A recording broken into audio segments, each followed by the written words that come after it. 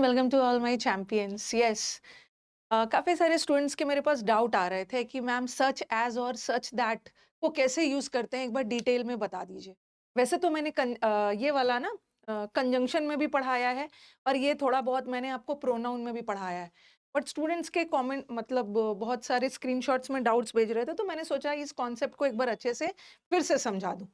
ठीक है, ये अकेला सच एज़ कहाँ यूज़ करेंगे और सच दैट कहाँ यूज़ करेंगे। आज हम इसी कॉन्सेप्ट को क्लियर करने वाले हैं।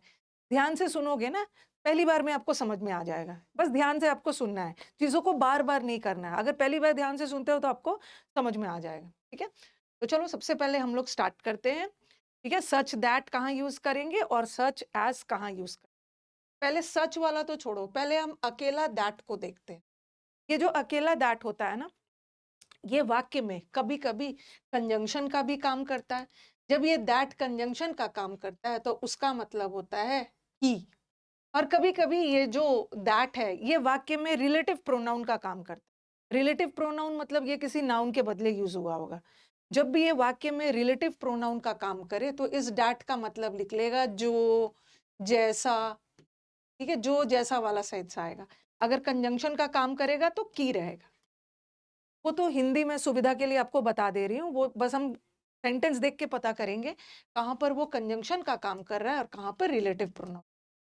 पहले हम दैट पढ़ेंगे, ठीक है? दैट को कहाँ यूज़ करते हैं, उसके बाद पढ़ेंगे कहाँ सच और दैट होता है और कहाँ सच और एज़ होता है। ओके? तो दैट कंजंक्शन भी हो सकता है, दैट रिलेटिव प्रोनाउन भी हो सकता है। ओके? जहाँ की का मतलब है, वहाँ पर दैट कंजंक्शन है और जहाँ रिलेटिव प्रोनाउन का सेंस है, जो, जैसा, जिसने वाला सेंस है, ठीक है? जो जिसने वाला सेंस आए वहाँ पर वो रिलेटिव प्रोनाउन का काम करे। अब देखो, he said that he would come, उसने कहा था कि वो आएगा। तो यहाँ का दैट का क्या सेंस आ रहा? की। यहाँ दैट का मतलब यहाँ दैट की के सेंस में आ रहा है। एक मिनट, यहाँ दैट की के सेंस में आ रहा है तो यहाँ का दैट कंजंक्शन है, ठीक है? आई नीड अ बुक, जो कि इंटरेस्टिंग है। मुझे कौन वाली बुक चाहिए? इंटरेस्टिंग वाली। आई नीड अ बुक जो इंटरेस्टिंग है। तो यहाँ का जो ये जो दैट है ना, ये रिलेटिव प्रोनाउन है। अच्छा, पहला वाला सेंटेंस कंजंक्शन कैसे है?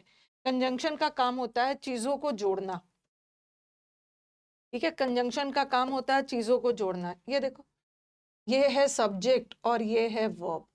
यहाँ भी ये ही सब्जेक्ट है और ये वर्ब है और इन दोनों क्लॉज को ये कंजंक्शन जोड़ रहा है, दैट जोड़ रहा है, तो यहाँ का दैट कंजंक्शन है। और यहाँ दैट का मतलब की के सेंस में, ठीक है? उसने कहा था कि वो आएगा। अगर वाक्य में की का सेंस हो तो वहां का दैट कंजंक्शन है। नीचे वाला सेंटेंस देखो, आई नीड अ बुक जो कि इंटरेस्टिंग हो। ये जो किसके लिए लगा है? ये बुक के लिए, और बुक नाउन है और नाउन के बदले आने वाले वर्ड्स रिलेटिव प्रोनाउन होते हैं। तो यहाँ का दैट रिलेटिव प्रोनाउन है। ओके, मुझे एक ऐसी किताब चाहिए जो कि इंटरेस्टिंग हो, जो, जिसे, जैसे का सेंस आए, या जो, जिसे, जैसे का सेंस आए, तो वहां का वो रिलेटिव प्रोनाउन। एक तो हिंदी ट्रांसलेशन भी कर लो। और ये रिलेटिव प्रोनाउन क्यों है? क्योंकि ये नाउन के लिए यूज है, बुक के लिए यूज है, ये relative pronoun. Again, this is the book that I bought. ये वही किताब है ना जिसे मैंने खरीदा था। तो यहाँ जिसे का सेंस आ रहा है, ठीक है? और ये दैट किसके लिए लगा है? ये बुक के लिए लगा है, तो यहाँ भी दैट रिलेटिव प्रोनाउन। ओके, ये वही किताब है जिसे, जो, जैसा, जिसे मैंने खरीदा था। तो ये दैट किसके लिए लगा है? ये दैट बुक के लिए लगा, और बुक नाउन है और नाउन के बदले लगने वाले वर्ड्स रिलेटिव प्रोनाउन होते हैं। तो चलो, इतना तो क्लियर हो गया आपको। सेंटेंस से आपका क्लियर हो गया कि यहाँ का दैट की का सेंस दे रहा है और यहाँ का दैट दो क्लॉज को जोड़ रहा है, तो यहाँ का दैट कंजंक्शन है। बट यहाँ जो दैट है ना, ये बुक के लिए चाहिए। मुझे वो बुक चाहिए जो इंटरेस्टिंग हो। तो यहाँ का जो दैट है बुक के लिए लगा। बुक नाउन है और नाउन के बदले रखने वाले वर्ड्स रिलेटिव प्रोनाउन। और यहाँ पे दिस इज द बुक जो मैंने ये वही किताब है जिसे मैंने खरीदा था। तो यहाँ का दैट भी रिलेटिव प्रोनाउन। तो दैट कंजंक्शन भी होता है, दैट रिलेटिव प्रोनाउन भी होता है। अब हम चलते हैं एज पे और बाद में डिस्कस करेंगे कहाँ सच के साथ दैट लगेगा, कहाँ सच के साथ एज लगेगा। जैसे कि दैट कंजंक्शन और रिलेटिव प्रोनाउन दोनों होता है, उसी तरह एज मैंने आपको कंजंक्शन में भी पढ़ाया है। अकेला दैट कंजंक्शन और रिलेटिव प्रोनाउन है, उसी तरह अकेला एज भी कंजंक्शन और रिलेटिव प्रोनाउन होता है। ओके लेकिन याद रखना है कि अकेला एज रिलेटिव प्रोनाउन नहीं होता है। जब सच के साथ एज लगता है ना, तब वो रिलेटिव प्रोनाउन होता है, वो मैं बताऊंगी। यहाँ पर देख लो, यहाँ का एज कंजंक्शन है और यहाँ एज का मतलब ना चूंकि है। एज ही वॉज बिजी, चूंकि वो बिजी था इसलिए वो नहीं आ पाया। ये क्या है? सब्जेक्ट। और ये क्या है? वर्ब। अगेन ये क्या है? सब्जेक्ट। और ये क्या है? वर्ब। और सब्जेक्ट वर्ब ये क्लॉज है, ठीक है। और यहाँ पर भी क्लॉज है और ये दोनों क्लॉज को एज जोड़ रहा है, तो यहाँ का एज भी कंजंक्शन है। अकेला दैट रिलेटिव प्रोनाउन भी हो सकता है और अकेला दैट कंजंक्शन भी हो सकता है। अकेला एज कंजंक्शन होता है बट अकेला एज रिलेटिव प्रोनाउन नहीं होगा, इसीलिए मैंने उसका एग्जाम्पल नहीं रखा है। ओके एज रिलेटिव प्रोनाउन का काम कब करेगा? अकेला एज तो कंजंक्शन होगा, लेकिन एज रिलेटिव प्रोनाउन का काम कब करेगा? जब सच के साथ एज लगा हुआ है। अब हम सीधा मुद्दे पे चलते हैं, ठीक है, कि सच के साथ कब एज लगेगा और सच के साथ कब दैट लगेगा। अब हमें हमारा मेन कॉन्सेप्ट यही है कि मैम समझ में नहीं आता है, कहीं कहीं पे एज लगा देते हैं, कहीं कहीं पे दैट लगा देते हैं।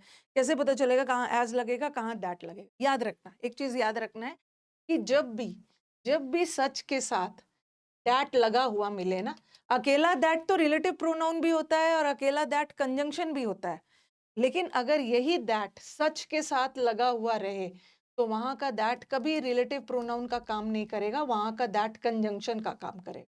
ये चीज याद रखना है, क्योंकि अकेला दैट कंजंक्शन भी होता है, अकेला दैट रिलेटिव प्रोनाउन भी होता है, बट ये सच के साथ जब दैट आता है, ओके सच के साथ जब दैट आता है ना, तो वहां का दैट कंजंक्शन का काम करेगा और वहां उसका मतलब की के सेंस में हो, की के सेंस में, ठीक है।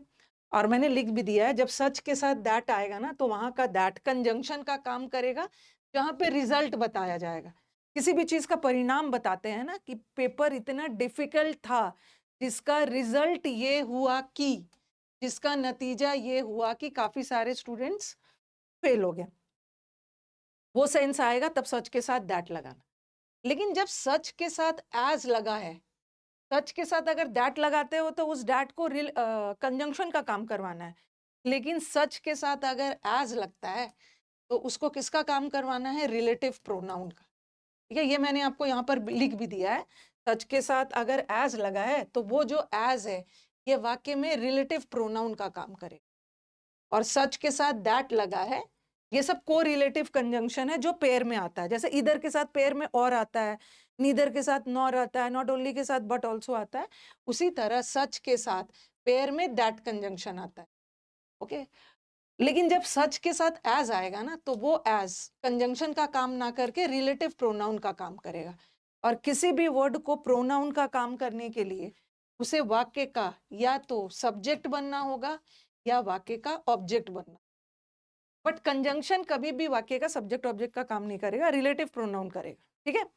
तो इतना तो क्लियर हो गया। चलो अब जब तक हम क्वेश्चंस नहीं करेंगे ना, आपको समझ में नहीं आएगा। बस इतना याद रखो, सच के साथ दैट कंजंक्शन लगता है, सच के साथ दैट लगा है तो वो कंजंक्शन है और वहां की का सेंस जाएगा, और सच के साथ एज लगा है तो वो एज रिलेटिव प्रोनाउन का काम करेगा। रिलेटिव प्रोनाउन होने के लिए वाक्य का सब्जेक्ट या ऑब्जेक्ट बनना होगा। Let us do some sentences. अगर उतना आपको समझ में आ गया ना, तो आप क्वेश्चन बना लोगे। क्योंकि ये रिकॉर्डेड है, तो मैं आप लाइव रहता तो मैं आपसे आंसर लेती, बट रिकॉर्डेड है, आंसर ले भी नहीं सकती, मैं खुद ही वेट करूंगी कि आप आंसर बताओगे। It was such a complicated problem, ठीक है। जब भी आपको दिक्कत हो कि ये एज है, ये एज सच के साथ, अब आप बोलोगे मैम सच के साथ तो एज भी लगता है।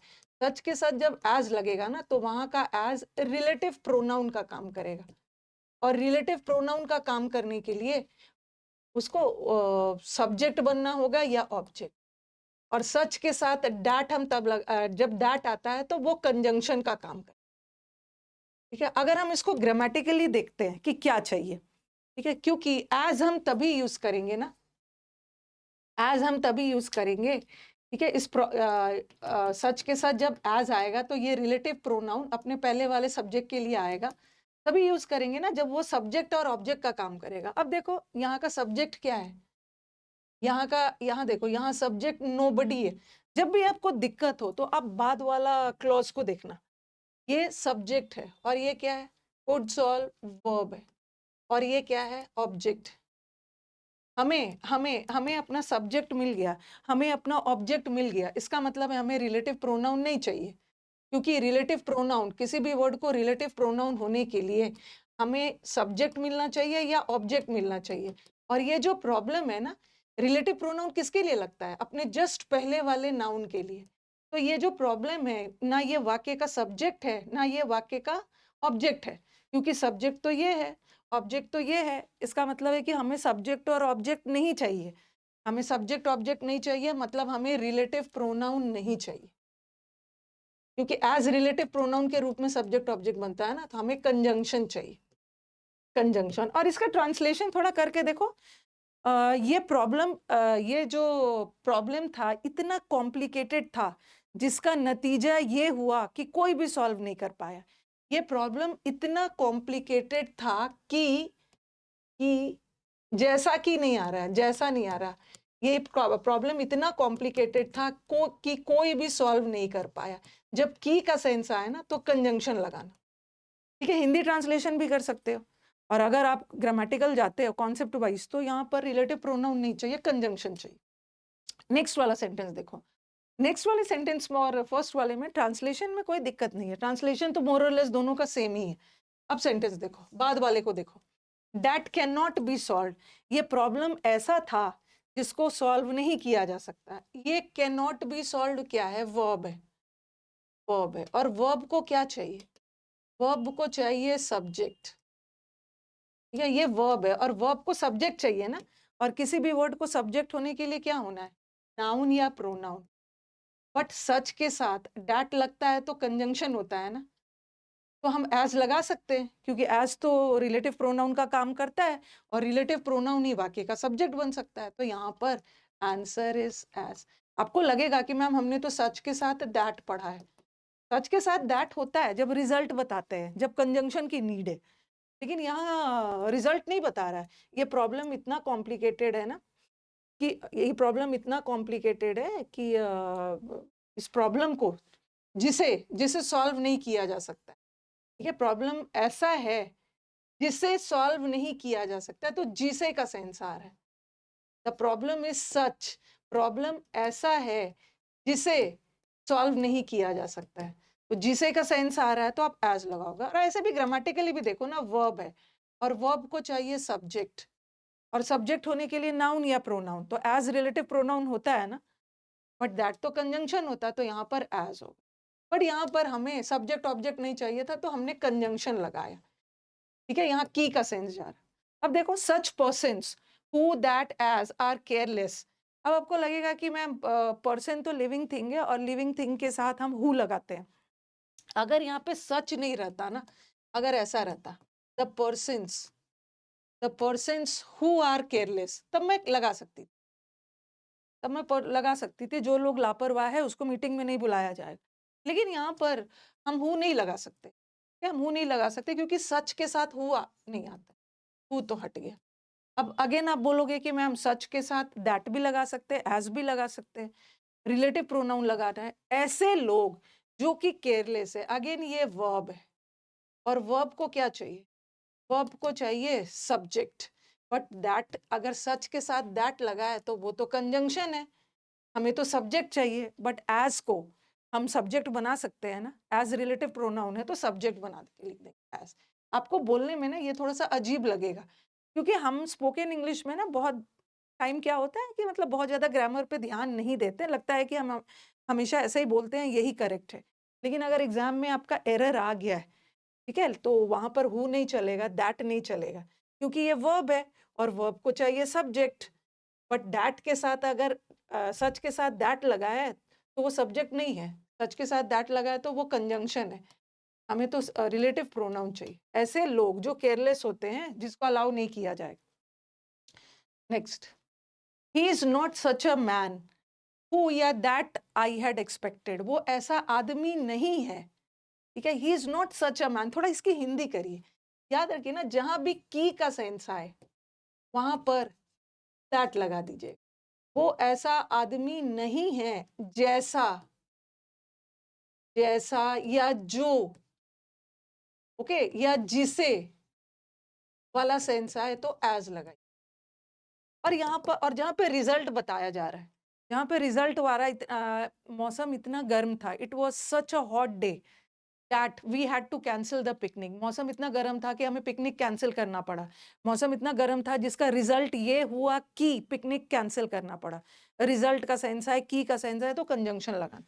अब ये सेंटेंस देख लो, he is not such a man, वो ऐसा आदमी नहीं है जैसा मैंने एक्सपेक्ट किया था। जैसा, जैसा का सेंस आ रहा है, जैसा का सेंस आ रहा है ना। आपको लगेगा मैम मैन, मैन तो लिविंग थिंग है, लिविंग थिंग के लिए तो हु लगाते हैं, बट सच के साथ हु नहीं लगाते। अब आप कंफ्यूज हो गए एज और दैट में, तो आपका मन होगा ना दैट लगाने का, आपका मन होगा दैट लगाने का, बट यहाँ रिजल्ट थोड़ी बताया जा रहा है। ओके, दैट को हम सच के साथ दैट तब लगाते हैं ना जब रिजल्ट वाला सेंस है। मौसम इतना गर्म था, मौसम इतना ठंडा था, क्वेश्चन पेपर इतना डिफिकल्ट था, जिसका नतीजा ये हुआ कि हमें बहुत सारे क्वेश्चंस छोड़ने पड़े। यहाँ रिजल्ट नहीं बता रहा है, रिजल्ट नहीं बताया जा रहा है, तो डैट मत लगाना। यहाँ देखो, ही is not such a person, वो ऐसा पर्सन नहीं था जो, जो मैंने एक्सपेक्ट किया था। जो का सेंस आ रहा है, एज लगाना। और ये देखो, आई सब्जेक्ट है और ये वर्ब है, और एक्सपेक्ट एक ट्रांजिटिव वर्ब होता है। इसका ऑब्जेक्ट यहां पर नहीं दिया है। आई हैड एक्सपेक्टेड, मैंने उस पर्सन के बारे में एक्सपेक्ट किया था, तो ये यहां पर ऑब्जेक्ट का काम कर रहा है। रिलेटिव प्रोनाउन ऑब्जेक्ट का काम कर सकता है, ठीक है। I had expected that person to be good, मैंने एक्सपेक्ट किया था। आई सब्जेक्ट है, ये वर्ब है, मैंने क्या एक्सपेक्ट किया था उस व्यक्ति के बारे में, तो ये व्यक्ति हमारे सेंटेंस का ऑब्जेक्ट है, और कंजंक्शन ऑब्जेक्ट नहीं हो सकता, रिलेटिव प्रोनाउन ऑब्जेक्ट होगा। ही is such a foolish man, वो इतना बेवकूफ आदमी है कि कोई उस पर भरोसा नहीं करता है। वो इतना बेवकूफ है जिसका रिजल्ट ये है कि कोई उस पर भरोसा नहीं करता। की का सेंस आ रहा है, डैट लगा। और दूसरा, नोबडी हमारे वाक्य का सब्जेक्ट है, ये वर्ब है, और ये ऑब्जेक्ट है। हमें अपना सब्जेक्ट मिल गया, हमें अपना ऑब्जेक्ट मिल गया। अब हमें सब्जेक्ट ऑब्जेक्ट की जरूरत ही नहीं है। सब्जेक्ट ऑब्जेक्ट बनने के लिए रिलेटिव प्रोनाउन चाहिए ना, बट हमें तो यहाँ पर सब्जेक्ट ऑब्जेक्ट सब मिल गया, तो हम रिलेटिव प्रोनाउन नहीं डालें। और यहाँ पर की का सेंस आ रहा है, इतना बेवकूफ है कि कोई भी उस पर भरोसा नहीं करता है। इतना बेवकूफ है जिसका रिजल्ट ये है कि कोई भी उस पर भरोसा नहीं करता, तो कंजंक्शन लगा। He is such a person who as और दैट हेल्प्स एवरीवन। अगर हम ग्रामेटिकली जाते हैं, ये हमारा वर्ब है, ये हमारा वर्ब है, एवरीवन ऑब्जेक्ट है। हमें अपना वर्ब मिल गया, हमें अपना ऑब्जेक्ट मिल गया। और वर्ब को क्या चाहिए? वर्ब को चाहिए, सदियों पहले वर्ब ने एग्रीमेंट किया है सब्जेक्ट से, और सब्जेक्ट होने के लिए नाउन या प्रोनाउन। तो इस वर्ब को एक नाउन प्रोनाउन चाहिए ना, सच के साथ तो हु लगाने ही नहीं, हु तो हट ही गया, हु तो हट ही गया। ही सच अ पर्सन, वो ऐसा व्यक्ति है, वो ऐसा व्यक्ति है जो, जो सबकी हेल्प करता है, ठीक है, जो सबकी हेल्प करता है। और जो का सेंस आ रहा है, इसका मतलब है रिलेटिव प्रोनाउन चाहिए, ओके। और वर्ब को चाहिए सब्जेक्ट, बट सच के साथ दैट तो कंजंक्शन का काम करता है, हमें तो सब्जेक्ट चाहिए, तो रिलेटिव प्रोनाउन सब्जेक्ट का काम कर सकता है। थोड़ा सा ज्यादा गंदा कर दिया, यहाँ पर जो राउंड कर रही है वही आंसर। अब देखो, अब आ गया ना, कभी कभी कोई इन्फिनिटिव भी आ जाता है। ये इन्फिनिटिव है, ये इन्फिनिटिव है। हिज डिजीज वॉज नॉट सच, उसकी बीमारी ऐसी ऐसी नहीं थी कि चिंता का कारण बने। तो यहाँ पर देखो, हम दैट, यहाँ पर दैट तब लगाते हैं ना, दैट कंजंक्शन है और एज रिलेटिव प्रोनाउन है। हम कंजंक्शन तो तब लगाते जब इसके बाद सब्जेक्ट और वर्ब आता, ठीक है, सब्जेक्ट वर्ब आता। देखो, एक सब्जेक्ट और वर्ब आई, तो यहाँ पर उसकी बीमारी ऐसी नहीं थी, oh his disease was not such, कि जो चिंता का कारण बने। जैसे that cause worry, worry object है, क्या? अब हमें यहाँ पर एक सब्जेक्ट चाहिए, एज लगा, his disease was not such as to cause worry, object दिया हुआ है, ठीक है, इसका मतलब है कि हमें यहाँ पर एक सब्जेक्ट चाहिए, और दैट, उसकी बीमारी ऐसी नहीं थी जो जो चिंता का कारण बने, जो का सेंस है। तो मुझे स्टूडेंट्स के कुछ क्वेश्चंस आ रहे थे, वैसे मैंने इसको यूट्यूब पे पढ़ाया है, बट मैंने सोचा कि एक बार और पढ़ा देती, ठीक है। आई थिंक आपको समझ में आ गया होगा, नहीं समझ में आएगा तो एक बार वीडियो को दोबारा देख लीजिए, समझ में आ जाए। उसका डिजीज ऐसा नहीं था ना कि जो चिंता का कारण बने, जो वरी कॉज करे, और जो का सेंस आए, जिसे का सेंस आए तो आप एज लगाना, की का सेंस आए तो आप कंजंक्शन लगाना, ठीक है। तो आप सोचोगे मैम अचानक से वीडियो बना दिया, जब भी बच्चों के डाउट्स आते हैं ना, तो मुझे लग रहा है कि फंस रहे हैं। इसको मैं कई बार कंजंक्शन में भी पढ़ाती हूँ, कई बार मैं इसको प्रोनाउंस में भी फिर से रिपीट करती हूँ, ठीक है। तो चलो, थैंक यू एवरीवन।